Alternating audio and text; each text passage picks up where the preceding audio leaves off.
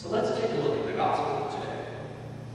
The first part of the text starts off with the Pharisees questioning the company that Jesus keeps. It sounds to me like a bunch of 12-year-olds saying, "Your teacher eats with sinners."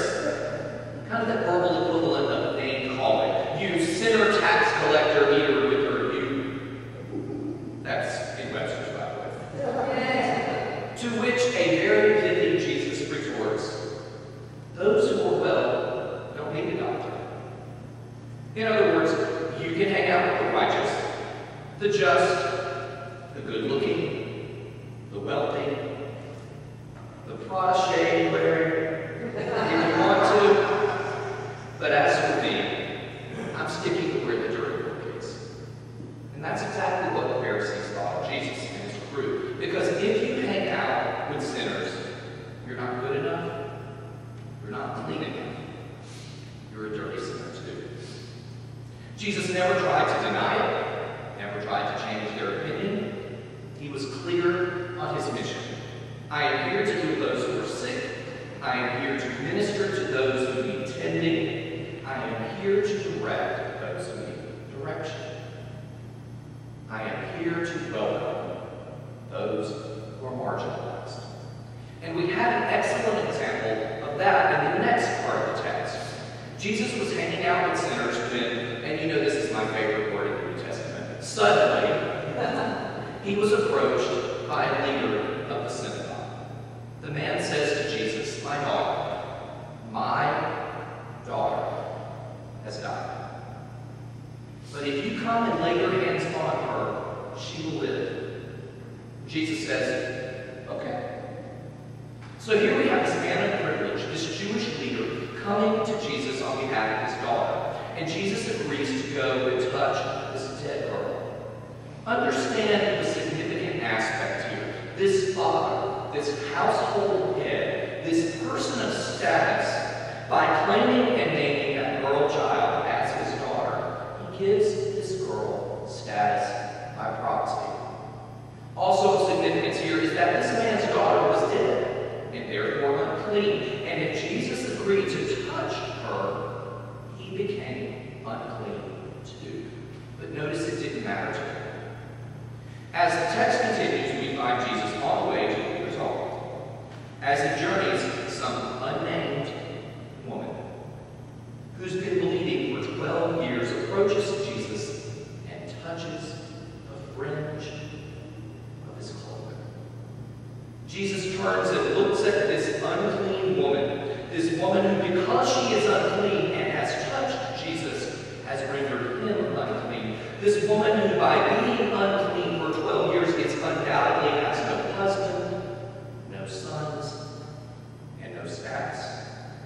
This woman who is perhaps the most marginalized of people at that time in society. Jesus turns and says, and this is where I fell in love with Jesus again, take heart, daughter. Daughter, your faith has made you well. We continue to read the text. Jesus heals the dead girl, and the last verse says, and the report of this spread throughout the district. Now, to us 21st century, Western thought ensconced, logical-minded, pill-popping, doctor-visiting Christians, the this had to have been the healing of the woman and the girl. Because to us, to me, that's what's out of the ordinary. But I'm not so sure that's the this that the writer of Matthew was referring. First century Israel was not Western, was more mythology-based than logic-based, and they didn't pop pills. Many great teachers were healers at that time. And healer Jesus or magic Jesus just wouldn't have been out of the ordinary. No, I think that this that was being reported on throughout the district was the fact that Jesus was willing to become unclean. In other words, he would get dirty and equalize all of God's children. Tax collectors, sinners, a bleeding woman, and a dead girl. People who would normally be shunned and avoided. These people Jesus embraced.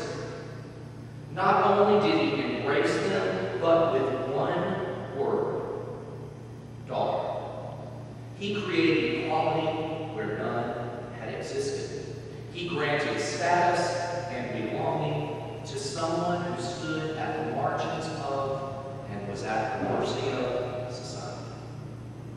This is compassion and power at their height.